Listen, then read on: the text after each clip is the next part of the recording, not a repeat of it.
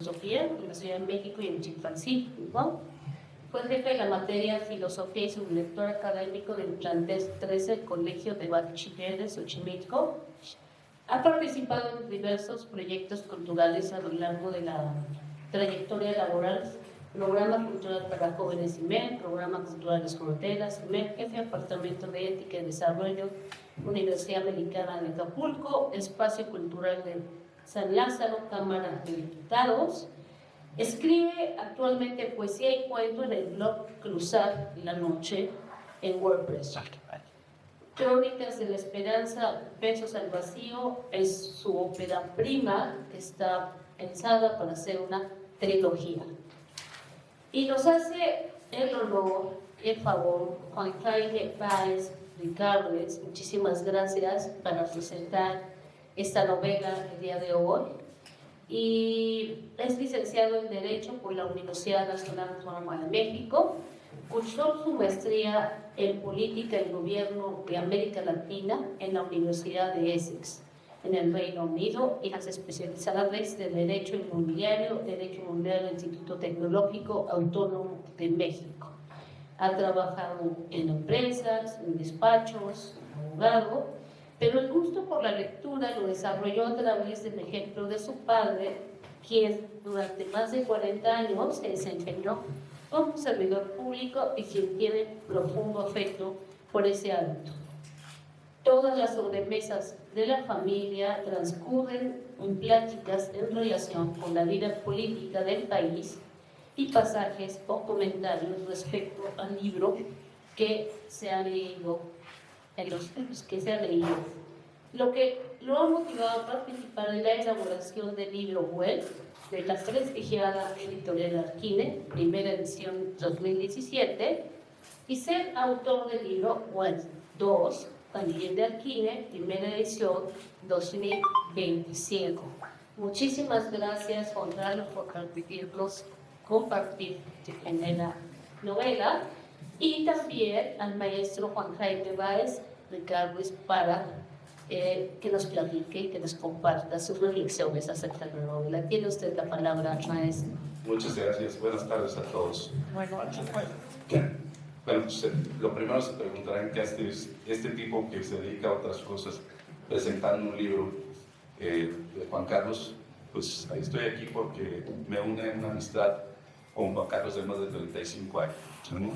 Pues somos amigos desde la secundaria y hace aproximadamente 7 años me reencontré con Juan Carlos.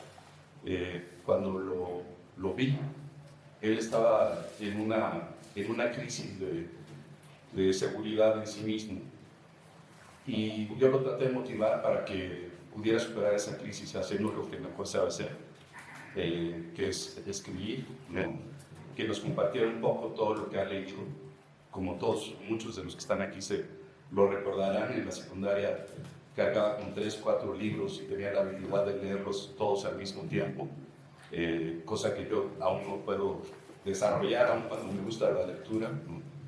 Y me pierdo entre los libros. Entonces tengo que escoger el que más me guste en ese momento. Pero bueno, Juan Carlos no ha dejado de hacer esto y afortunadamente me hizo caso y se decidió a escribir y compartirnos esta gran historia de amor, que es Crónicas de la Esperanza, Besos al Vacío.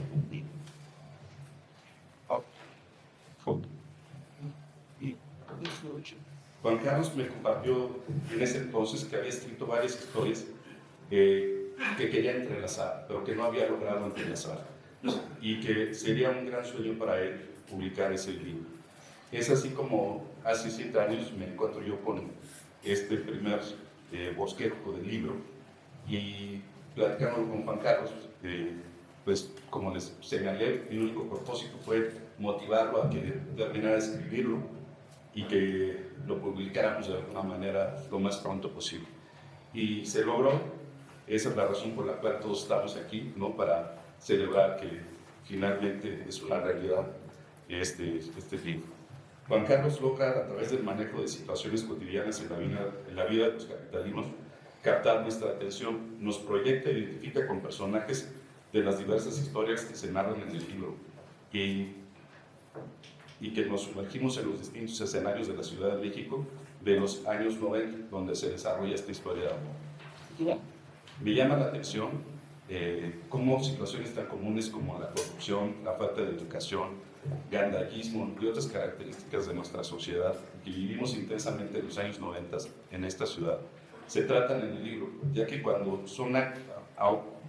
aun cuando son actos que generalmente nos despiertan un sentimiento de ira y coraje, Juan Carlos logra transformarlos en eventos amenos o como si se trataran de anécdotas de cualquiera de nosotros. En lo personal me parece una lectura muy sencilla, ágil, divertida, práctica. En todo momento del libro encuentras comentarios sarcásticos, dichos, apodos o situaciones que te arrancan una sonrisa, tal como es Juan Carlos, ¿no? Utiliza el humor negro en cada momento, y eso lo hace muy ágil y ameno. Para quienes conocemos el autor, pues esta es una de sus principales características. E incluso logra introducir personajes ficticios que muy pronto los normalizas, sintiendo no solo que forman parte de la historia, sino que pueden estar platicando contigo en cualquier momento. En el libro habla de un ángel caído. De verdad, hay momentos en los que sientes que el ángel está al lado de ti y no solo que es un personaje del libro, ¿no? Que estás escuchando lo que dice. Bueno, pues en general es un libro muy ameno y que tiene una saga, ¿no? Con todas estas situaciones y el cariño que le tenemos a Juan Carlos, yo les recomiendo que lo disfruten, que lo lean y que pronto podamos escuchar más historias de Juan Carlos, que nos comparten todos ustedes. Gracias. No, muchas gracias.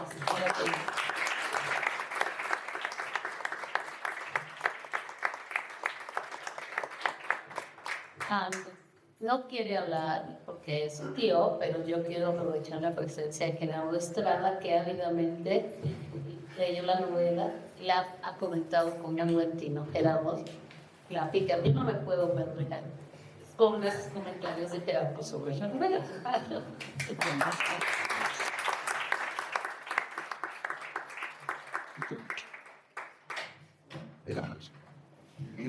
Buenas tardes. Perdón que permanezca sentado, pero mi tiempo había imposibilitado de subir de esta manera. Y para mí fue una gran sorpresa. Yo sabía de las similitudes literarias de Juan Carlos, pero no sabía de los libros. Entonces, leer la novela ha sido una gran sorpresa. Y una sorpresa muy agradable, porque al principio fallo refugiado en parte, porque alguien me dijo, alguien que lo había leído en algún bosque, estaba organizado de lenguaje. Y como claro, era alguien de la familia, un poco me extrañaban, pero bueno. Pero recordé un capítulo muy importante de la historia de la literatura mexicana cuando allá en los años 30, Obed Salazar Allende, un escritor muy importante, que fue además un militante muy político, muy con una biografía muy sinuosa, por decirlo menos. Un hombre que empezó en el Partido Comunista y que, como muchos otros, terminó simpatizando con Hitler y con Biden. Pues esa vuelta es interesante porque es muy distinguida, Lalido también, ¿no? Pero en este caso, recordé que el escándalo mayor de la novela de José María Flores que ponen fue la primera vez que de manera impresa aparecieron ciertas maravillas que hoy son de uso común de todas las señoras, grupos. Los modas cambian, los usos adquieren, pero es interesante esa evolución. Y vamos perdiendo miedo a las palabras y después uno descubre que tienen una razón de ser, cinco y lejos son pendejos, y otro manera. Y igual suerte en las historias pues insólitas. Nosotros tuvimos, mi generación tuvo una reacción de esto cuando se publicó Los Hijos de Sánchez, hasta un estudio muy importante en las que escribía como a las escribas mexicanas y que todos los conservadores se realizaban de saber que los mexicanos tenían un libro clave. Uno de ellos era que deseaba que los gobernaron un presidente de Estados Unidos y para verse si ponía orden en el país, de cuando no se aventaba a las calles. Luego, en los libros de la familia mexicana, o incesto, que también lo dejaba nuevamente, sobre todo estaban hechos por un americano. Los Hijos de Sánchez es un estudio político que son los americanos, Luis, y eso era lo que van a decir, cada poco, incluidos a Pérez, de las mexicanas. Y bueno, las cosas, voy a decir, eso las guardamos entre nosotros. En fin, sí, es una novela, digamos, muy realista, digamos, violenta, entonces, porque efectivamente, el lenguaje mismo me da ese tono a veces, pero lo cierto es que es una realidad y que basta con que los. Y yo que todavía existe la palma aquí en Palestina. Nada más dentro, claro, sí. Entonces, para encontrarse con esa conversación que tiene lugar en la isla de Juan Carlos, o varias de las conversaciones que tienen lugar en la isla de Juan Carlos, tiene lugar en una buena universidad, no hay por qué espantarse, y ciertamente es parte de la vida cotidiana de nuestra ciudad. En Coyoacán en particular, en Coyoacán la clase media descubrió que hablar con malas palabras no era hay un paro, al contrario, era insano, o aún podemos intentar con más precisión las cosas. Entonces, y obviamente me felicito desde ahora sí que aceptando el acto de nepotismo que acaba de cometer en mi vida. Y sí que me congratulo de ser el tío de Carlos y a quien yo siento que haya logrado esta meta que es propuso hace mucho tiempo y acabó publicando algo así antes que yo lo cual también se parece en el ejemplo. Entonces, realmente la recomiendo mucho, es muy divertida, no necesita uno entender todo el lenguaje, y necesita uno hablar igual. Pero se divierte uno y las situaciones son muy hermanas, realmente son muy dramas en nuestra vida cotidiana. Entonces, creo que igual mucho. Felicidades a todos. Gracias por invitar a mí.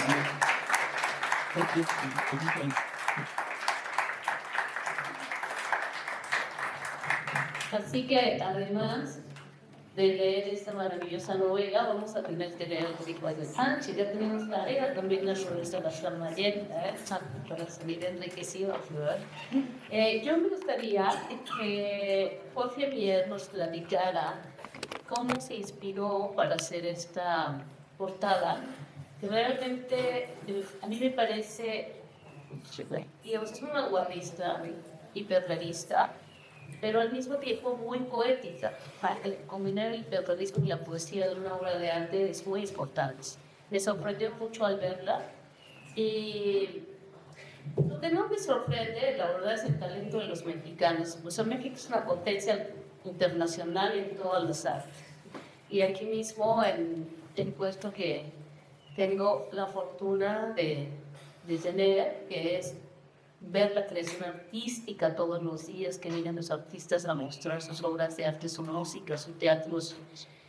De verdad que el talento de México y las posibilidades que hay es de una riqueza impresionante, ¿no? Y la creatividad no descansa. Todos los días hay algo sorprendente, mágico, maravilloso. Y bueno, Coyoacán pues se destaca en el país, ¿verdad? Y en otros países por esa riqueza. Entonces, no me sorprende, pero sí me sorprendió. Ver algo hiperrealista pues, con una combinación poética muy afortunada. Entonces, me gustaría que Jorge nos platicara cómo se inspira, cómo logra hacer esta obra, porque además refleja muy bien el espíritu de la novela. ¿Dónde está? Pero siéntate, posamos en una silla también.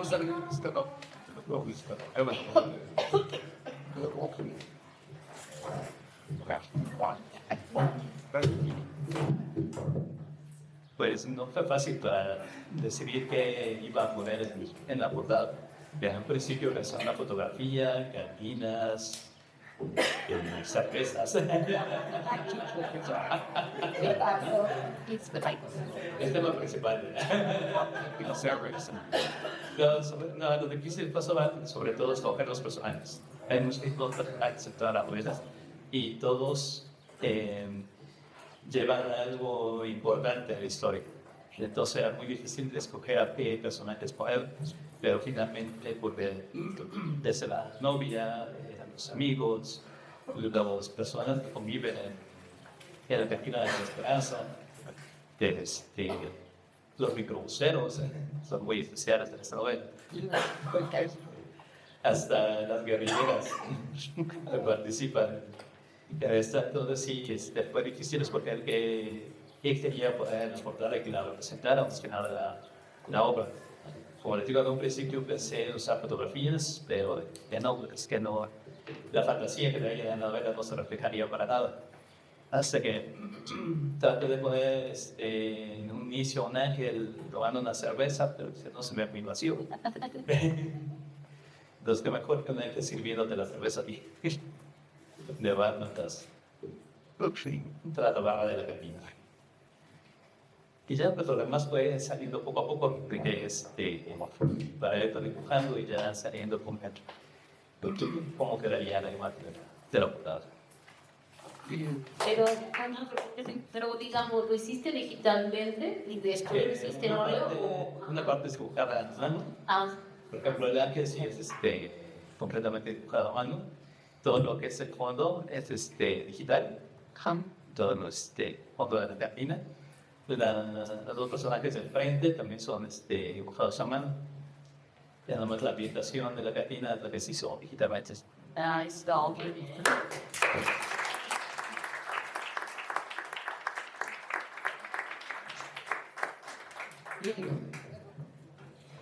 bien. Antes de dar la palabra a nuestro autor, me gustaría decir que en efecto ese sarcasmo del que goza en su lenguaje humano y que se le aprecia y se valora, está presente siempre. Y los lenguajes, ¿no? Ya están la creación de los personajes, los ambientes, se siente uno en una cantina de Coyoacán, desde luego, capta esa forma de hablar de los universitarios de Coyoacán, cultos. O sea, no es lo mismo siempre San Barrio te hace o tú haces San Barrio, pero si vas a Polanco, las Lomas, se nota que eres coyoacanense. O cuando alguien de las Lomas o de Polanco viene acá, pues notamos que es de allá. Entonces llevamos el barrio en la frente. Pero ese lenguaje, esas clases medias universitarias, de ese Coyoacán, que Coyoacán implica los Culhuacanes, Villacuapa, los Pedregales también, que lo retrata muy bien y queda con el registro de ese lenguaje, de esa forma de hablar, de esa forma de comportarse, de esa forma en que te duelen las cosas, pero que las festejas, pero que como no somos los mexicanos, les das ironía, te ríes de ti mismo. Eso es muy valioso en la novela. Realmente es incluso, o sea, que estará llamada a convertirse en una referencia en ese uso del lenguaje. En fin, pero cuéntanos, Juan Carlos, cómo, ya vimos que hubo ahí una motivación muy padre, pero ¿cómo elegiste el tema? ¿Cómo se va dando? ¿Qué problemas tuviste al desarrollarla? ¿Cuáles fueron tus retos? Pero también cuáles fueron tus logros y cómo te sientes hoy después de que ya es una realidad maravillosa que estamos aquí. Gracias, gracias Jaime, gracias Jorge. Pues miren, esta obra fue un reto en el sentido de que la tengo escribiendo desde que estaba en la preparatoria. Algunos de ustedes sabrán de eso. Entonces, más que nada fue por fragmentos, la fui haciendo por fragmentos. Entonces un día escribía una cuartilla, otro día escribía dos, una historia, es decir, las tenía dispersas por muchos lugares. Tenía ya en mi mente la idea general de la obra, ¿no? Pero no había tenido el tiempo para sentarme a hacerla. O sea, uno se dedica a vivir, a trabajar, a ir por la chuleta, la familia, los hijos, etc. Anda uno haciendo otras cosas, ¿no? No le da uno el tiempo para el escritor. Yo lo tenía yo siempre un pendiente, ahí está, ¿no? Y siempre lo iba posponiendo porque había otras urgencias. Pero al final, gracias al COVID y diversas crisis, fueron entrando en mi existencia, me dije a mí mismo, vamos, es el momento de juntar todos los pedazos de rompecabezas que están dispersos por todos lados. Y allá en la casa de los Nava, me puse a unir todos los pedacitos que tenía dispersos. Yo todavía soy de la vieja escuela, primero lo hago a mano, luego lo paso a máquina. Y algunos de ustedes sabrán los problemas que tengo con la letra, entonces no tengo yo que andar descifrando lo que yo he escrito. Entonces me tardaba un poquito más. Pero al final logramos computarlo todo, darle un orden. En eso me ayudaron tanto Jaime como Jorge de ver si no me estoy repitiendo, si estoy en la titularidad correcta, ¿no? También meto datos que quiero que tomen prestados de la realidad, ¿no? La cuestión de los satanismos, la cuestión de los desaparecidos en Guerrero, muchas cuestiones que tenía yo que meter en el orden cronológico, ¿no? De lo que ahorita estoy topando con el siguiente tomo, tan muy grande.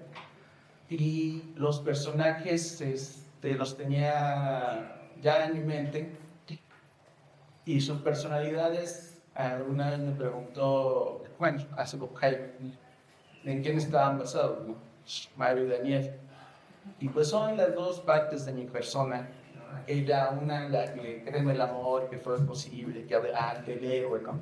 Y la otra que sabe, no, ya valió todo mal, ¿no? Trabajar la cortina, echamos los candados y ¡pam! Se fue la luz, ¿no? Entonces son esas dos, vamos a llamarlas pulsiones, ¿no? Que hay siempre en mí, jalando, y están ahí reflejados, ¿no? En la obra, la enseño como una obra, una novela de amor. Lo que yo te hago es eso, el personaje está buscando una respuesta. ¿Por qué me dejó la chica? ¿Por qué se fue? Y es a raíz de eso, de su búsqueda, que va sumando aliados, ¿no? En el entorno en que se maneja, que es la cantina de la esperanza, ¿no? El primer capítulo de la obra dice: don Ernesto vendía ilusiones afuera de la cantina de la esperanza. A partir de eso empecé a escribir todo. De esas pequeñas frases se dejó venir toda esta historia, ¿no? Que son casi 300 páginas, ¿no? Y en ellas, pues hablamos está escrita sobre todo en los 90, por eso me quedé en esa época. Apenas voy a ver cómo incluyo más adelante el internet, los celulares, que en la obra no están. Entonces ya estábamos hablando en un momento de la ciudad donde nos buscábamos, hablábamos de frente, todavía no había eso de las videollamadas, no había nada de eso, no tuviera una relación humana más directa, ¿no? Entonces eso es lo que me permite los diálogos de algunos de los personajes. Hay unos capítulos que se llaman conversaciones, que son las conversaciones pseudo-filosóficas profundas, absurdas y sin sentido que con algunos de los presentes he llegado a tener. Y llegué a reflejar este espíritu de ellas en los textos, ¿no? Entonces, hay mucho de mi vida y de lo vivido en la obra, ¿no? Entonces, sí es un primer momento ordenar el desorden que tenía yo de todos los fragmentos. Y en un primer momento la obra estaba pensada para presentarse en el concurso Mauricio Aichar de Aragui. Fue toda una aventura llevarlo también, terminé en Polanco, perdido, donde lo entregaba el último día. Lo entregué a Randall Mondadori, no salió, pero bueno, estaba la obra, o sea, echarla adelante, ¿no? Ya la tenemos. En un primer momento salió nada más en el formato electrónico, se vendieron la fabulosa cantidad de 3 y bueno, vamos a tener que esperar a juntar dinero para sacar la forma física, que fue apenas este año, que ya gracias al dinero de la liquidación de la Cámara, que bueno, ya tenemos dinero, vamos, ¿no? Hay que aprovechar ahora, y ya nos fuimos y ya la pudimos hacer. Y en determinado momento, a mí hay personajes que me costó mucho trabajo transcribir, ¿no? Cuando los escribí a mano, no tuve problema, ¿no?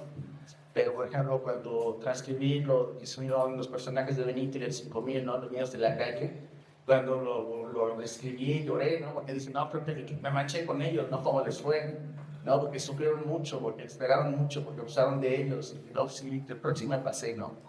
Pero, al fin y al cabo, son historias que fui leyendo, que fui viviendo, fui pescando de algún lugar, ¿no? Ya sea una conversación en el metro, una conversación en una cantina, de una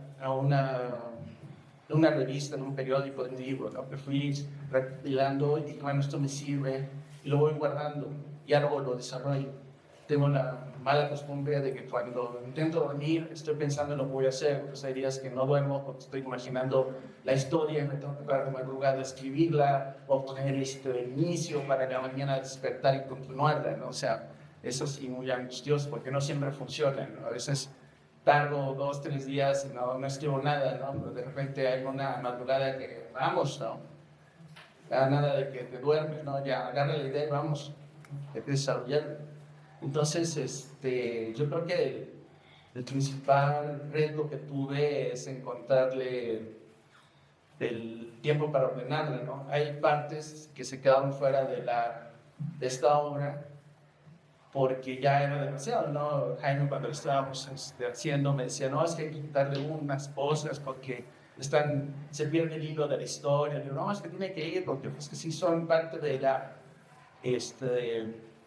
relación de los personajes, ¿no? De estas conversaciones, les digo, absurdas y profundas que luego tienen, ¿no?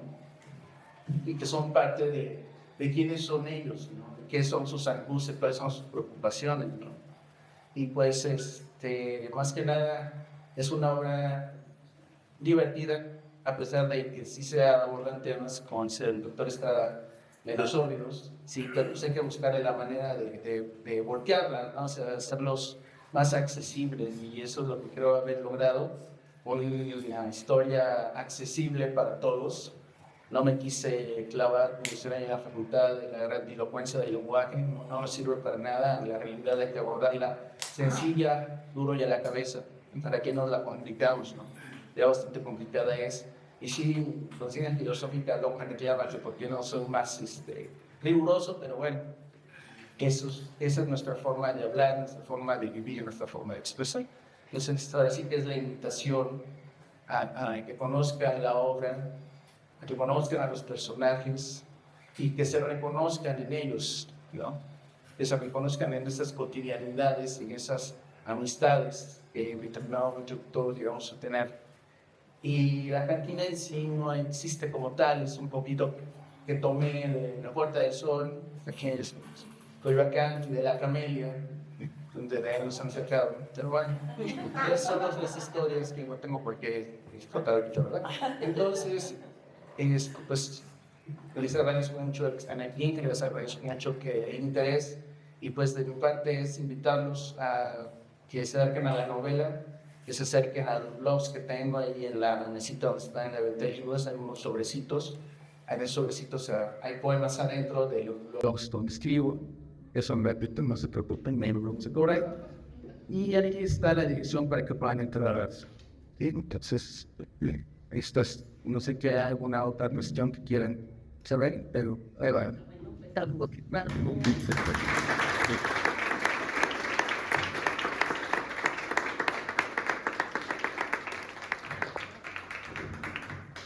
Vaya que es mérito. Todos quisiéramos escribir un fragmento de nuestra vida o de la vida que nos rodea.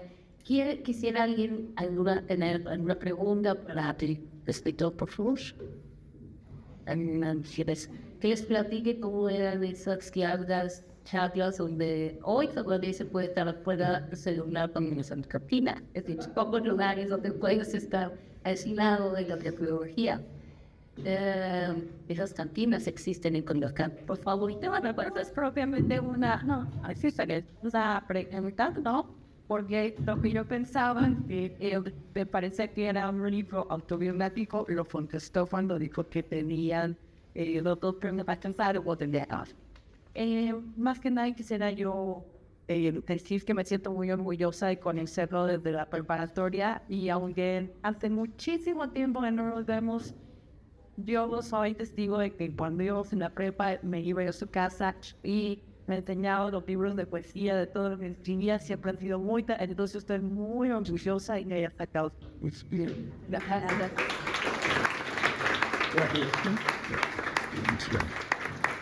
Alguien debió seguir dando la palabra para que piensen sus preguntas, sus reflexiones. Quisiera dar las gracias profundamente a mi equipo, sin el cual no podría suceder este evento y todos los eventos que se realizan en Coyoacán. Cintia, muchísimas gracias a todo el equipo.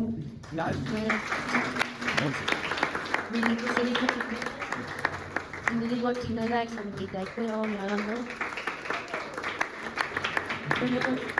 con el equipo que logra realizar, pues, como ustedes han puesto maravillosos conceptos en San Juan Bautista, en todas las casas de cultura.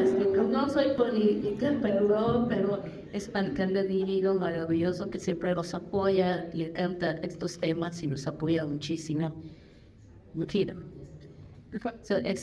Ojalá hubiera bastante país, así la ciudad sería otra. Pero bueno, algunas otras preguntas, por favor. Gracias.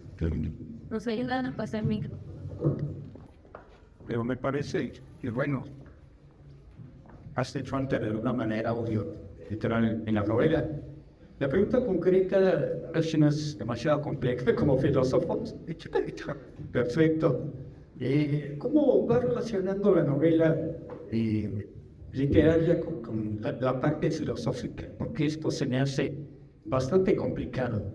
Evidentemente no he leído la novela, tengo que leerla para poder buscar esas dos partes que planteas, lo filosófico y lo literario. Porque si adquiere ganar un poco o irte a una parte evidentemente filosófica. Pero si dices es una novela netamente urbana, pues el lenguaje ahí está. Entonces, ese es mi planteamiento nada más. Gracias. Es nuestro descubrir una novela, historia, bueno, que estás por acá. Pues más que nada, la cuestión de la filosofía yo lo abordo en la novela desde el punto de vista de la existencia, ¿no? Esa crisis de la existencia que algunos de los personajes tienen, que por ende yo he tenido, ¿no? Esos momentos de crisis donde no sabes si vienes, vas o vas en reversa o qué haces, ¿no? La filosofía nos ayuda a buscarle un equilibrio entre asumirnos como entidades incompletas, ¿no? Nos falta algo, estamos buscando eso que nos falta, y lo buscamos en diferentes cosas o lo encontramos en diferentes cosas, ¿no? En el amor, en las drogas, en la música, y todo, o sea, todo va buscando dónde encuentra el sentido de su propia existencia. Y en este caso, los personajes están buscando ese sentido, lo están buscando por por encontrarle. Como sabemos, nuestro pacto, la filosofía está en todos lados, el problema es que se esconde muy bien, cuesta trabajo luego, como decía el maestro Heráclito, enseñarle a los dormidos dónde está el asunto de la filosofía. Pero está ahí, es cuestión de que nosotros aprendamos a buscarle. Gracias.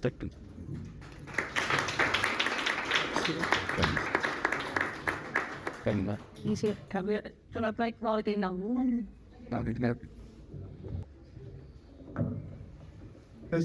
Quería comentarte que es como, digamos que estoy como viviendo una especie de universo paralelo porque me reflejo con tu experiencia, porque aquí tomé yo talleres con Oscar Oliva hace ya bastante tiempo, entonces venía aquí como para pues transportarme a esa época y esas experiencias. Entonces, esto que estás haciendo ahorita como un ejercicio literario, como una novela, pues me parece muy interesante porque es como la vivencia de ser la novela, pero en vida, ¿no? Estar viviendo y ser una novela como en la vida misma, ¿no? Entonces me hace como una reflexión interesante porque como que todo lo que piensas lo deseas con tanta fuerza, como tú lo deseaste desde la preparatoria, lo deseaste con tanta fuerza que en algún momento todas las experiencias se fueron juntando y se fueron manifestando hasta este momento, ¿no? Entonces,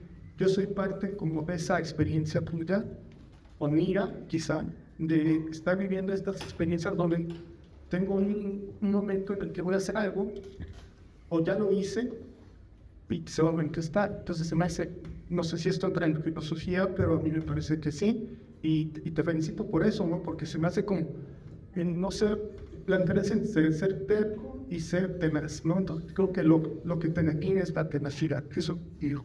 Sí,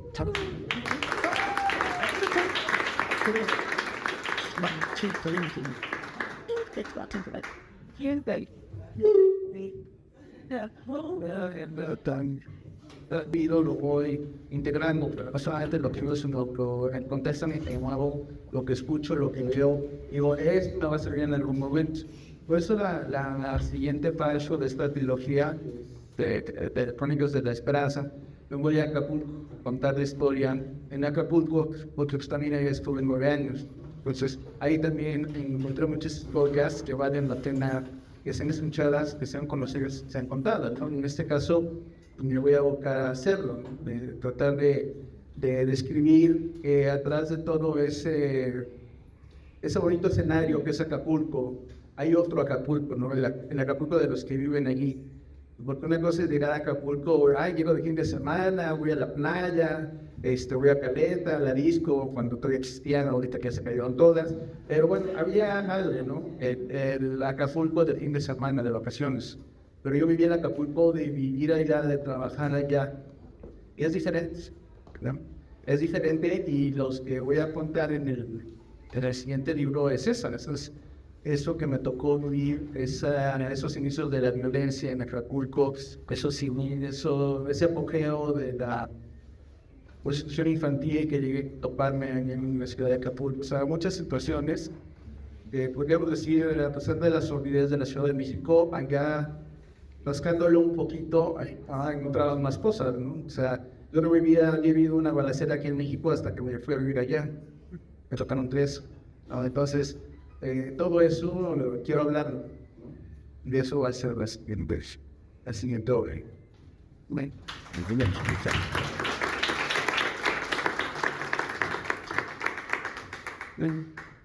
Bueno, primero que nada, felicidades y es un gusto y tener la oportunidad de estar aquí compartiendo después de muchos años.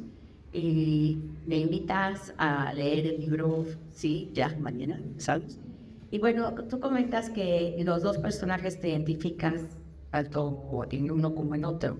Al terminar tu libro, saboreándolo, disfrutando, ya llegando al final, ¿cuál de estos personajes hoy es predominante en tu vida?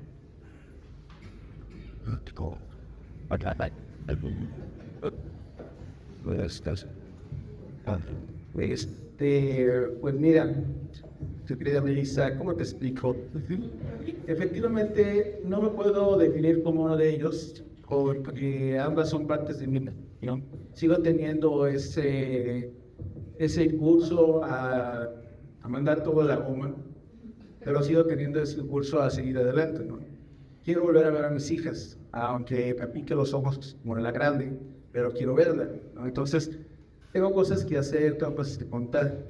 Entonces no me puedo rendir, como en este caso los personajes de la obra son Mario y Daniel. El personaje de Daniel es el que tú ya crees que todo es posible, que hay que conquistar, buscar por qué la princesa no está en el castillo, cosas de ese tipo, ¿no? Y Mario es el que dice, oye, mira, el amor ya murió, quedan los tacos al pastor y la chela, vamos, para adelante con eso.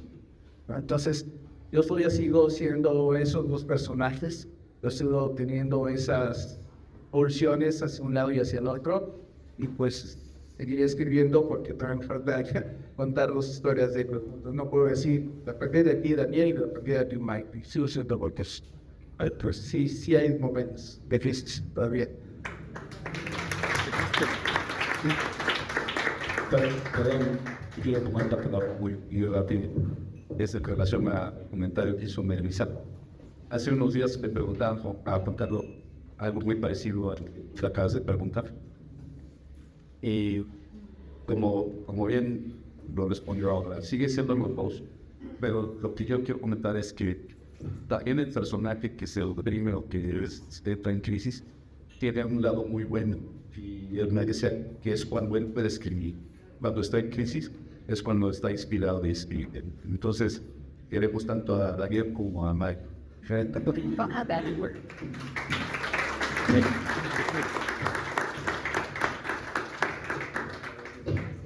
Sí, muchas gracias, Juan Carlos, por la invitación. Proyectado de la garganta, ya tú comentaste pues, que hay una cierta intención biográfica en la novela, en la obra. Y a mí una de las preguntas que te han hecho, pues creo que responden mucho a algo que quería preguntarte, que era, pues, ¿qué influencia como formación filosófica que tú tienes estaba presente en la obra? Pero ya dijiste que es el existencialismo, ¿no? Creo que las veces que hemos platicado esto quedó muy claro. Sin embargo, se me ocurren dos preguntas, además de todo lo que se te ha comentado, tú ya has sido, pues ahora sí que desigualando, ¿no? Es, ¿para qué público pensaste esta obra? Pues, ¿Qué sector de la sociedad, jóvenes, adultos, más o menos en qué etapa de la vida? Y dos, ¿qué intentas mostrar con ella? ¿Cuál sería, digamos, tú eres docente, eres maestro, cuál sería la lección que estaría detrás de la obra? Solo eso. Gracias, maestro Vela. Pues, la primera parte de la pregunta, pues de repente la novela, las tres novelas que tengo pensado de Blanca, he dejado pensadas las novelas, lo que quieren exponer es la vida, no solamente de nosotros de los 90, ¿no? Que vivimos los 90, porque hoy en día los jóvenes empiezan la música del adulto contemporáneo, ¿no? Que somos nosotros, pero que vivimos esa época de una manera distinta. Y es un poco recordar, bueno, así lo vivimos, ¿no? Y qué cuestiones positivas y negativas teníamos, ¿no? Y cómo, a pesar de no contar con las maravillas del hombre blanco, del día del Uber, el celular, salimos adelante, ¿no? Entonces, la novela en un primer momento está pensando para los jóvenes de nuestra edad, en un primer momento, y otra para esos hijos nuestros que no nos hacen caso, que quieren conocer de alguna manera a sus padres. Ahí está lo que se echaron a perder y por qué son como son. Ahí lo pueden encontrar pistas de por qué sus padres son como son, quién nos echó a perder y por qué ellos son como son también, ¿no? Eso por un lado, ¿verdad? Entonces, tanto para nuestros jóvenes contemporáneos como para nuestros hijos. Mi hija no ha leído la novela, a pesar de que yo se la mandé de manera física, se la mandé en electrónico, pero bueno, esa es una meta que la lea algún momento. y también se la mandé por correo a mi hija la mediana. Esperemos que también la lea. Pero es una tarea que hay que hacer, ¿no? Y desde la otra cuestión de esta cuestión docente, pues es una manera, ¿no? Desde nuestra muy humilde docencia filosófica, acercar a los chavos a la lectura, ¿no? Un problema que tenemos es que no leen, y lo que leen está en una pantalla. Entonces ya presentarles algo tan raro como un libro, pues sí es complicado, ¿no? Entonces realmente nos topamos como docentes con alumnos que leen en defensa propia. ¿Qué quiere decir eso? Que leen porque los obligan, ¿no? Entonces, ¿por qué lo leíste? No, es que me lo dejó el maestro. Entonces es en defensa propia. Entonces la idea es, con esta novela, con la forma en que está escrita, es que no le tengan miedo a la novela, que está escrita en una lengua que eso es para que la entiendan, ¿no? Y que se sientan en determinado momento identificados, y que no le tengan miedo al ridículo. Porque en mi caso, los libros estaban en el alcance de la mano, ¿no? En culpa de aquí del doctor Estrada, del otro doctor Estrada, ¿no? Que teníamos los libros en la mano en todos lados, y terminan causando algún tipo de daño en la persona y terminan escribiendo. Entonces, es buscar la manera de que también ellos se acerquen a la lectura, y que hay muchas historias que vale la pena ser escuchadas. Sería la última, por favor, porque me gustaría más bien que por un cóctel pudiéramos platicar sobre ello. Muchas gracias. La última, por favor. Es un libro para que las generaciones que vienen adelante se den cuenta de por qué se echaron a perder los padres. Creo que ahí hay un error de apreciación, porque como los buenos vinos que se fermentan para ser buenos, pues creo que estamos hablando de más bien de los aniversarios, de ese estado de las cosas. Entonces no sería un hecho que vean cómo se echaron a perder por algo que es negativo, sino por algo positivo, como si se tratara de un buen vino. Fermentan un buen vino, ¿no? Entonces también es otra perspectiva. Si es que nosotros, para echarnos la autoestima adelante, decimos que somos un buen vino, pero para nuestros hijos sí nos echamos a perder, sí estamos echados a perder, porque estamos en otra generación. O sea, a nosotros nos tocó hacia el final, cuando la preparatoria, los inicios del internet, los inicios del celular, ¿no? Para ellos ya estaba, era algo que ya está dado. Para nosotros es una tecnología que de repente todavía hay algunos presentes que no le saben, y al celular. Entonces, sí es difícil, ¿no? El poder convencer a estas nuevas generaciones de que no nos echamos a perder desde nuestro punto de vista, pero para ellos sí.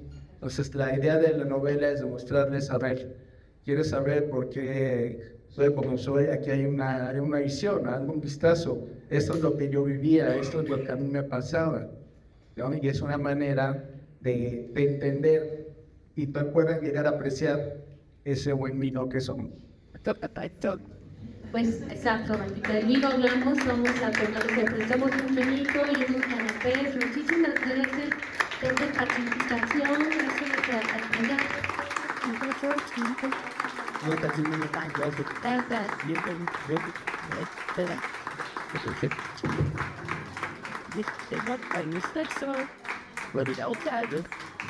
Gracias.